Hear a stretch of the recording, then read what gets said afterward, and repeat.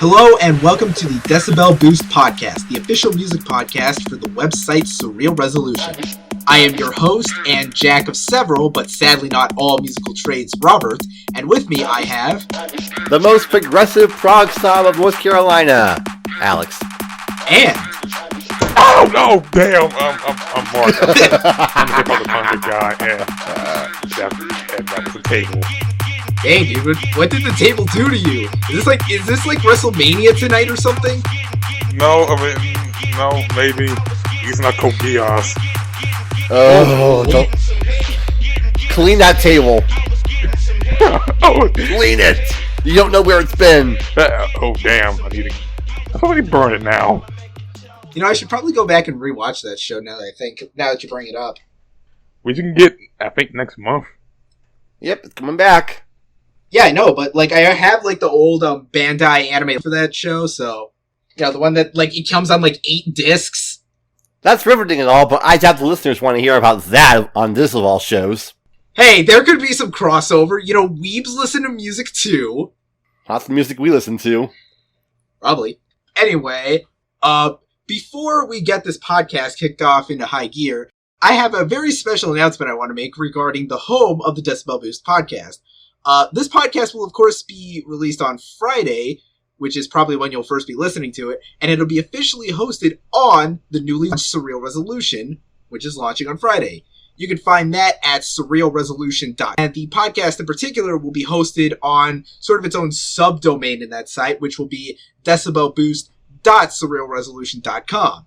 So make sure you keep that shit bookmarked your, internet browser thing, whichever one you decide to use. Keep it bookmarked in your bookmarks. Keep that shit locked. Or, just keep it on there. Only Chrome. What these guys said. Keep it in your mind. Anyway, I suppose we should start... Whoa. Anyway, I suppose we should start with the formalities as usual. So, how have you gentlemen been? Yeah, been okay. Not fucking them gas prices are a bitch. I got some news. Turns out I'll finally be starting my job first week of October, so I have that to look forward to. Yay. Woo! You working now? Yeah, and I can get a paycheck, which I could probably spend on CDs and Taco Bell. Isn't that the American dream? Absolutely. Everybody dreaming that dream. Almost. And I feel like bringing this up. We're recording on Monday, which is different from when we usually record, which is on a Wednesday, because I am playing a show on Wednesday night. So, I'll probably be able to tell you all about that on the next episode. Support local music, people. Yes, especially if it's in a venue above a car repair station. It's the best kind of venue. You know, the ones where you have to ask a punk for the address. I hope you don't get shot. Or stabbed.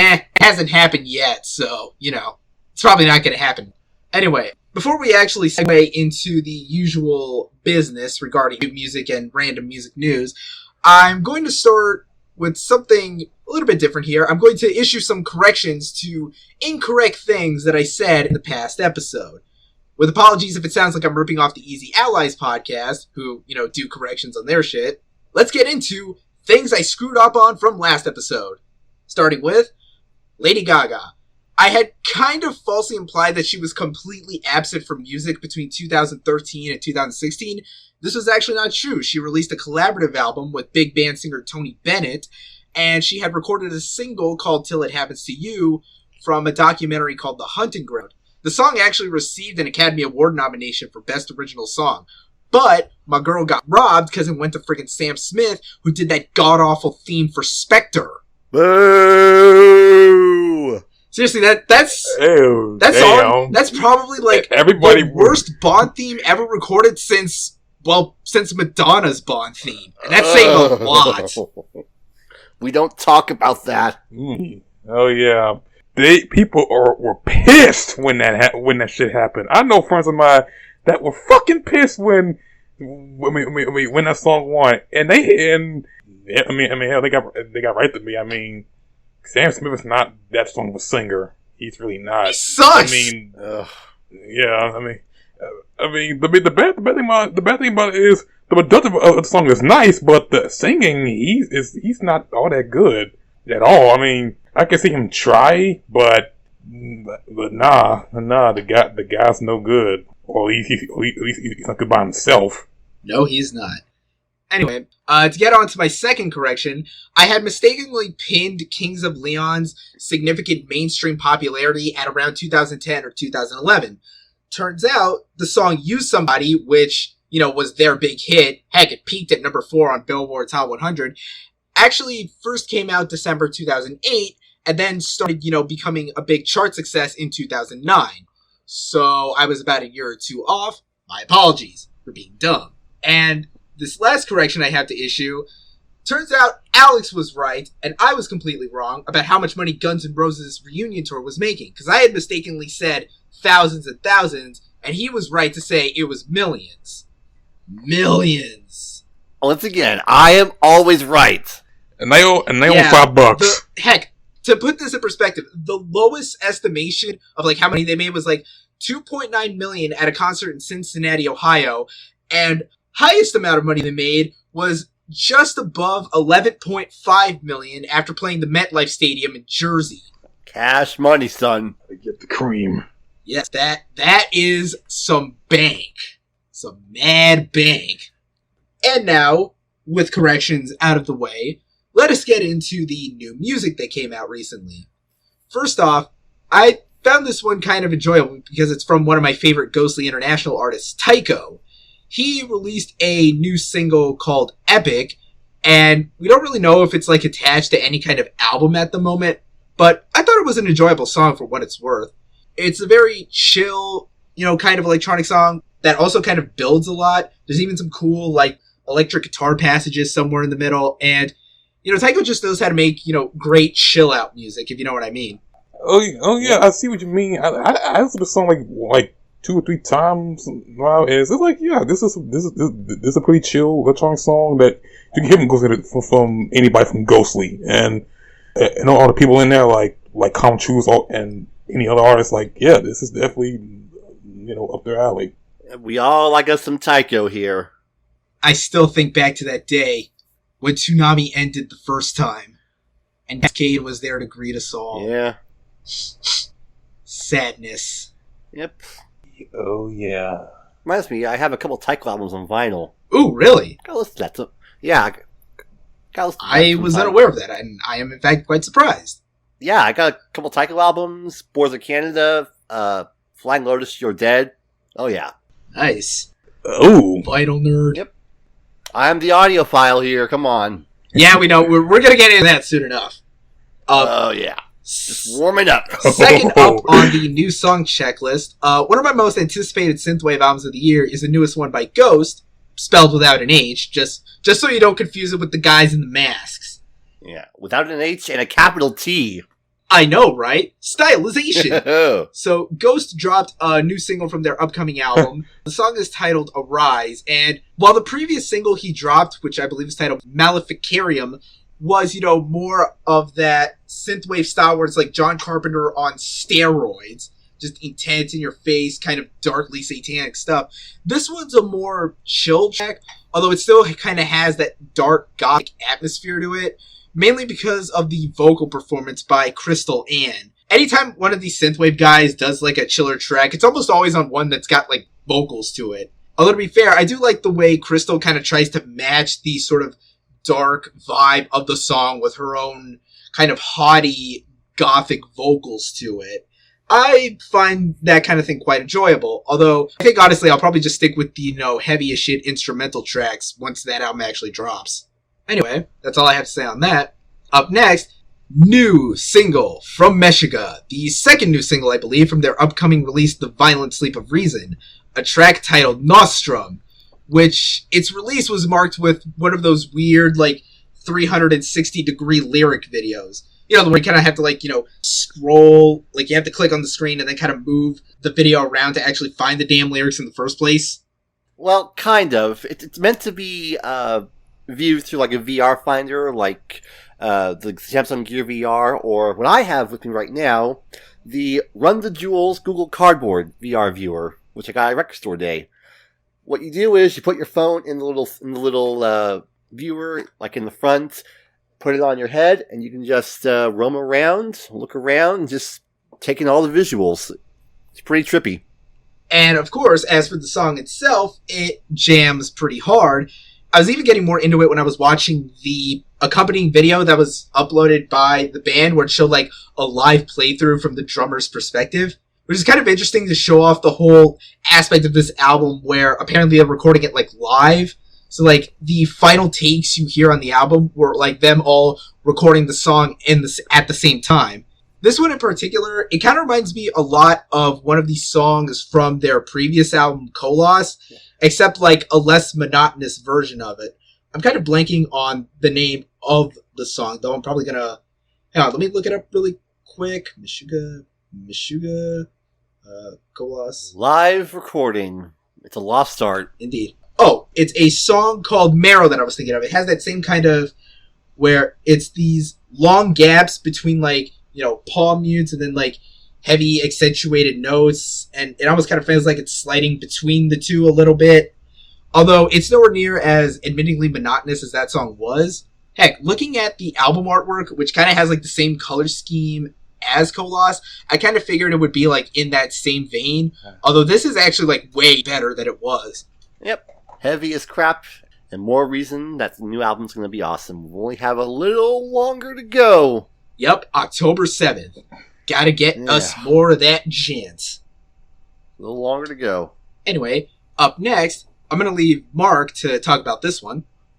And we have this new NxWorries track. There's the collaboration between producer Knowledge and hip-hop soul singer Anderson .Paak, with the title called Lyk Dis, of their upcoming album Yes Lord, in stores October 21st. And looking at this track, yeah, this is like a solid hip hop soul track, which some good production from Nas, and of course Anderson .Paak did his thing in there, and I'm like, ever since like last year, I've been looking into this guy, and he's like one of the many few reptiles that I'm kind of getting into. Like, he's not really much of a rap, like of course he's a rapper or a singer, but he's more like he's like Kendrick, but more R&B twang in him. And listen to this track, I'm looking forward to what he has more in store with him and Knowledge. So, yeah, this track is really dope. It's kind of good. Yeah, I checked it out a couple of times. All I really have to say about it, it's a damn sexy song. I can imagine, taking home a fun woman and then just going to town with this in the background. Yes, these are for your woman or man. Because we don't judge here. We're all accepting here on Decibel Boost. We accept 99% of people. We don't accept Breaking Benjamin fans. Oh, those poor souls. Just have a little fun. And last but not least, okay, my most anticipated hip-hop album of the year, apart from Run the Jewels 3, is the upcoming Danny Brown release, Atrocity Exhibition, which is coming out on September 30th. And this past week, we got not one, but two new tracks from that album. The first of these is a track called Rolling Stone, which he premiered via an interview with NPR. And funny thing about this interview, somewhere in it you can hear them running a good chunk of Nas's The World Is Yours, which Danny Brown says is like his favorite hip-hop song. And then when the actual song comes up, it's like, oh, I can kind of understand why they brought that up, because the song itself kind of has like that 90s hip-hop vibe to it, just with a more slightly elaborate production style, because that's what Danny Brown, I think, excels best at. Like, he probably has the best ear for beats of any rapper currently working, and I think that's what got me really excited when I heard that he signed to Warp Records, because that's the label that has a bunch of really good, eclectic producers to it, perhaps most notably One O Tricks, Point Never, and Flying Lotus. So I was hoping he'd bring, like, his A game as far as weird production to this album, and this one, it's pretty good. It's that 90s hip-hop beat, just with some, more soulful elements to it, courtesy of this South African artist named Petite, who does the hook, and that's really all I have to say. It's very, a chilled out kind of song. Yep. Yeah, I still gotta say for that too. It's a pretty slow moving song. Like it's still good though. Yep, pretty chill track. I dig it. And then on the opposite end of chill, we have probably the most hyped, anticipated release from the album, a track called Really Though, because it features 3 different collaborators on this song, all big names alongside Danny Brown himself. First off, we got Ab-Soul, who's, a protege of Kendrick Lamar and his label Top Dog Entertainment. Then we got Kendrick himself, and, all Kendrick, 99% of Kendrick is good Kendrick. I still remember that time you did a guest verse for Taylor Swift. Oh, no. We don't talk about that ever. But you are forgiven for that partially. And, of course, we have a guest verse as well from Earl motherfucking Sweatshirt. And that's kind of what had everyone hyped as soon as this announcement was made, because I believe this is, in fact, the first time that Kendrick and Earl, 2 of the best rappers right now, shared a track together. And the beat itself is just, straight fire. It's, again, that 90s style of hip-hop beat, but with this kind of twinkling, almost kind of, triangle or bell type percussion that's kind of very menacing. Whoever knew bells could be so menacing? You can see the kanji for menacing floating in the air right now. Ring, motherfucker. Oh, yeah. Damn right. Motherfucker. The Dutch and solid. I really dig the verse from everyone. Like, I really dig Earl's verse on the last part. Kendrick's flow was so on point, and Ab-Soul and Danny Brown did good themselves. There's a really high track that that one song was like, you can really fuck with this because I can fuck with this, guaranteed. Yeah, I can attest to that. The flow of the whole track is excellent, as well as with everyone's contributions. Yeah, you can really feel each rapper sort of maintaining their own distinct identity and flow as the song goes on. Like, Danny Brown sticks with a pretty consistent rhythm on his part. Then, Ab-Soul, his verse is pretty, punchy and aggressive. Then you got Kendrick just kind of, freaking sliding across his verses at, breakneck speed. And not to mention, I think it's kind of interesting that his voice isn't as nasally as it usually is. Because, his voice kind of has that sometimes, but it kind of feels like it's almost gone here. And then, Earl being, more sort of a slurred, kind of slow-moving kind of rapper as far as his flow is concerned. His is just, probably more aggressive than anyone. This track, man, this track is just straight fire on all counts. Yeah. It is hard as hell. It's a good thing to have everyone talking about.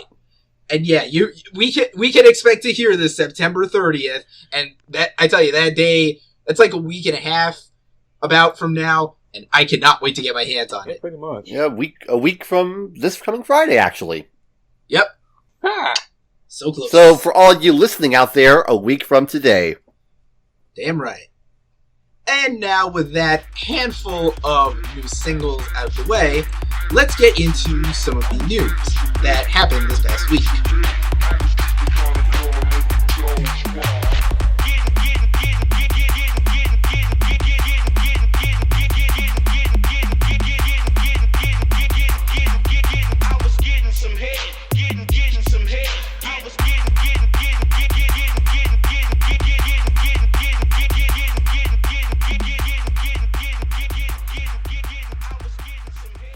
So, over this past weekend, Adult Swim saw the season finale to 2 of its newest shows, one of them being the sketch comedy series Harg, Nallin, Sclopio, Peepio from China, Illinois creator Brad Neely. That name just rolls right off the tongue, doesn't it? It's so much fun to say. Dang it. Anyway, I was watching the show, pretty consistently week to week, because I found it pretty amusing. The overall flow and style of joke is kind of more casual than some of the more in-your-face stuff that Adult Swim sometimes puts out. But the reason why I'm bringing this up here is because the opening sketch of the episode is a little musical number, because musical numbers are pretty dominant across the series, called This Is America with Father John Misty, the popular indie/folk recording artist. And I gotta admit, I was laughing my ass off through this entire sketch, because the basic joke of it is like, hey, this is America. People do all kinds of stupid, fucked up shit for attention. Also, there's lots of Gogurt for some reason. Gogurt is love. Gogurt is life. Gogurt is like the whitest thing ever. Gogurt. Do they even exactly? Do they even still make Gogurt anymore? God bless Gogurt. They still make it. Wow, really?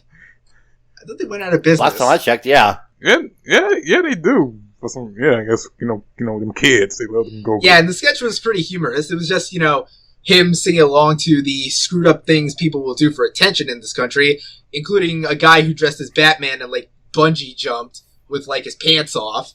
And yet, it was still better than BVS. Well, pretty much. That's unfair to say. Most things are better than Batman vs. Superman. Yeah, that's true. That's a it's true. Root canals, getting kicked in the crotch, the life of Pablo. Okay, I won't go that far. Hey, at least the life of Pablo you could listen for free and it's over after an hour. Yeah, okay, you have a point. Okay. That ain't no them extended 3-hour cut. Please don't. No, Mark. I'm just gonna pretend I sat through that movie in the theater thinking it would be good. Well, I am stupid. Well, we all did. Hey, but I didn't. I did not sit through that movie at all. I learned my lesson the first time, but that's another podcast for another time. Anyway, moving on from that. As I mentioned last time, Lady Gaga made her big comeback with a new single, which is off of a new album titled Joanne, which is coming out in November. And of course, in the aftermath of that, Gaga has announced that she will be performing at the 2017 Super Bowl halftime show. The onslaught of pop acts for football continues. Yep. At least we're going to have a good act this time. Hurrah! Yeah, hopefully. Although I know Alex is still sitting there, thinking... He's probably thinking of that AVGN quote, it's always some pussy pop act. Yeah. Get Metallica on there or something. Yeah. Which is a good point. I mean, they were in San Francisco for it last year. Come on. I know. Fair enough. I'm not even much of a Metallica, football guy, Santana, Journey. Hello. Something.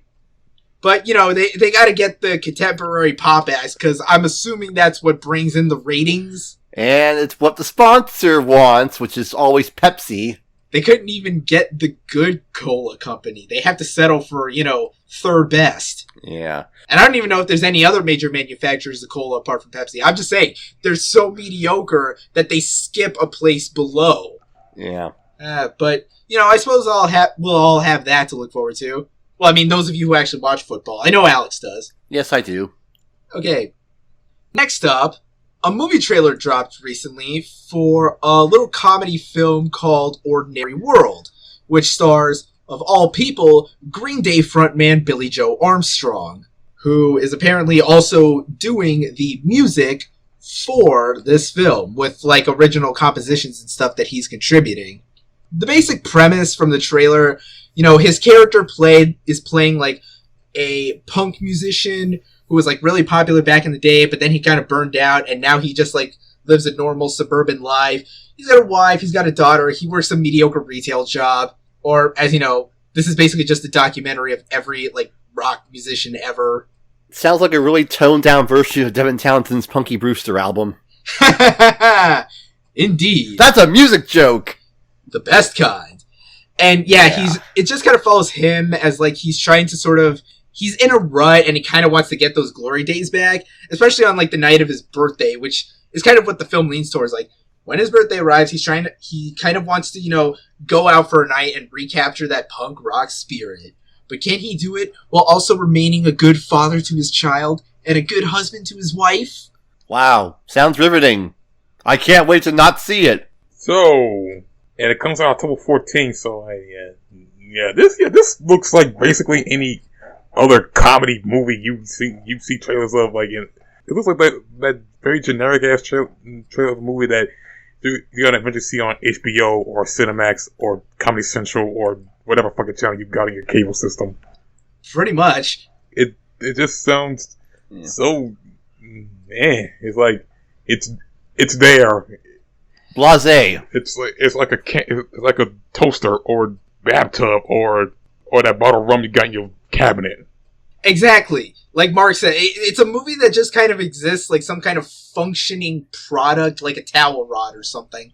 Although, Billie Joe Armstrong, him trying to hold a full-length comedy on his own. I mean, he's done some funny things here and there. He had a pretty decent cameo in that Judd Apatow movie, This Is 40. Not to mention, let us not forget the greatest opening scene for any comedy film ever, The Simpsons movie. Oh yeah! And let's not forget that incredible role Green Day had in that one King of the Hill episode. Wait, they were on a King of the Hill episode? Yeah, like in 97, 98? I never knew that. I don't pay that much attention to King of the Hill, Yeah. like, even when it's rerunning in the background. Like, I think it might be right now. Nope, that's American Dad. Yeah, well, yeah. So yeah, there's a movie that I assume two of you listening out there will probably go out and watch. Everyone has an audience for something. It's number 7. And anyway, now for more exciting news. Well, exciting to me and Alex. Oh, yeah. One of the great progressive metal bands of our time, Animals as Leaders, have announced that they are releasing a new album on November 11th titled The Madness of Many. Oh, praise the almighty H-string god, Tosin Abasi! Everything is better with some chocolate, if you know what I mean. Oh, you. Innuendos. But yeah, this is the first... It's been a while, actually. It feels... I know their last album came out in 2013, and this has only been a gap of about, 3 years, but it feels like it's been longer than that, though, since they last put out anything new. Yeah, that tends to happen.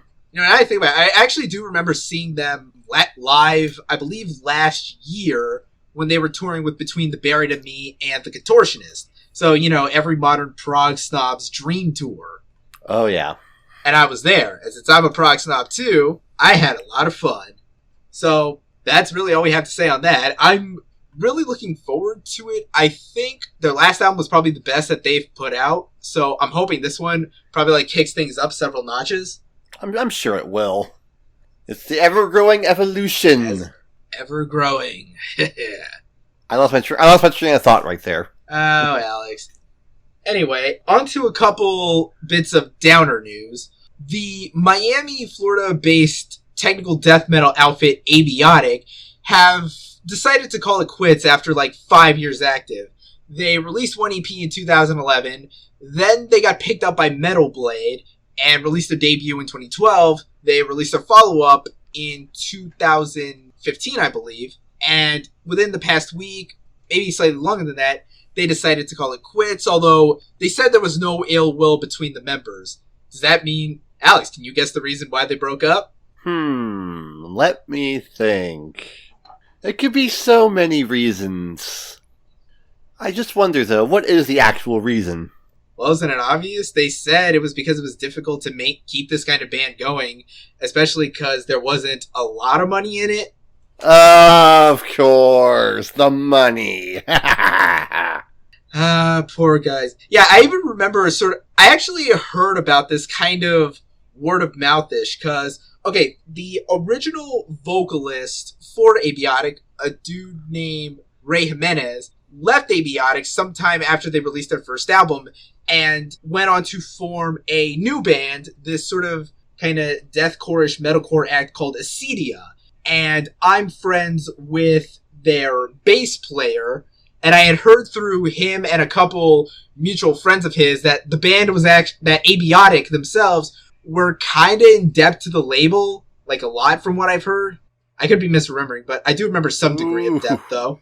Ooh, that's not good. It is never good. Yeah, just a quick heads up to any aspiring musicians out there like myself. Don't expect a whole lot of money out of it. The music industry is dead, and you're going to be broke. Unless you're extremely lucky, we're talking luck of the Irish, or if you're incredibly business savvy, yeah, don't expect to be rolling in the Benjamins. Yeah. Be rolling in Washingtons if you're lucky. And I'm talking pennies! Wait, that's Lincoln's, you dumbass. Oh, fine, quarters, whatever. Learn your money, Alex. Don't you look at it every day when you pull out your pockets to see... Hey! Glass houses, Robert. What do you mean glass houses? I don't live in a glass house. Mr. Corrections! Well, fine, you got me there, but you can say incorrect things too, and I'll have to correct for that. Good. In post. Anyway, on to a band... Comedy! Anyway, on to a band breakup. Another band breakup that is actually significantly more disheartening. I know, my Facebook feed was just fucking full of this news. Everyone was upset about it. Long-running death metal stalwarts Bolt Thrower have announced over the past week that they are officially disbanding. In fact, they made the announcement precisely 1 year after the death of their drummer Martin Kearns. And I can kind of see why. I really know why they did this, because, okay, Martin, they've gone through quite a few drummers, like, in their career. They've been around since, like, the early 90s, and Martin joined in 94. He left in 98, but without having actually appeared on any Bolt Thrower albums, as far as I know. But then he rejoined about 1999, 2000, and then recorded on the 2 albums that they released in that time, including 2005's Those Once Loyal, which was pretty heralded at the time as one of, like, the best death metal albums of the 2000s. Heck, even Bolt Thrower themselves agree, because they literally never recorded anything else after that album. Their logic was basically, okay, once we record the perfect Bolt Thrower album, we're not really doing anything else after that. So, I guess they must have thought Those Once Loyal was the perfect album. And I'd be hard-pressed to risky move. I'd be hard-pressed to disagree. I was actually checking out, like, earlier today, like, about an hour or two before we started recording, and, you know, it's a pretty damn fine-ass death metal album. Yep. That's the one catch when you're a long-running band. You either evolve or you fade away, and I guess these guys decided to choose the latter of the two. Well, I mean, they didn't break up after that last album. They were still touring, as far as I know, pretty consistently. They just, you know, didn't record any new material after that. Like I said, risky move. But yeah, since they weren't recording anything anyway, and given that Martin Kearns pretty much was the definitive Bolt Thrower drummer, I can sympathize with how upsetting this is. Poor death metal fans out there. I'm pretty sure my Facebook feed is probably still eulogizing to an extent. And life goes on. Anyway, for our last bit of news for this episode, and this is going to be where, you know, Alex starts to go full audiophile. Uh-huh. Tidal's Waiting all night for Tidal's this. financial records came out recently, and they reported that as far as their 2015 financial year was concerned, they had lost a total of $28 million, which was about twice as much as the net loss that was reported for the year before. And in addition to that, a rumor also spurned that supposedly Apple Music was in talks to purchase Tidal for themselves. However, Apple Music executive and professional douchebag Jimmy Iovine was quick to squash that rumor and say, no, it's not happening. We're not saving this sinking ship. Alright. Should I explain the rather obvious detail as to why Tidal isn't working out? Because I feel like I have to. Hey, you're the full sail student here, so, Yeah. you know, you Okay. go for it. Putting all the tedious stuff away, like bit rates and sound quality, putting all that aside, the reason why Tidal isn't working out the way everyone's hoping it is because they haven't cornered the casual market. Your casual, run-of-the-mill consumer doesn't care about high fidelity or bit rate or AAC or any of that. They just want music at their fingertips when they want it. Because most casual, run-of-the-mill people will just have their phone and a crappy pair of earbuds. They're not going to notice a difference in Tidal's high-fidelity FLAC quality if they're just playing it on some crappy $10 earbuds, or even worse, Apple's earpods. And those things are terrible. I would know. I've run through 6 of them myself. But anyway, the reason why Tidal isn't working out is because the casual audience doesn't care about this kind of stuff. This is why Spotify and Apple Music have been thriving. They know their audience. They can find it. Tidal has a much more niche audience, but a niche audience in the long run isn't going to get you very far. And judging by what we're seeing from their returns, they don't have long to live.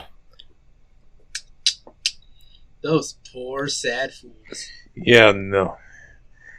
Yeah, that, and not to mention their exclusive stuff they got will eventually come to other sites. I mean, to be honest, Anti-Album, that's on Spotify now. Pablo, that's on Spotify now.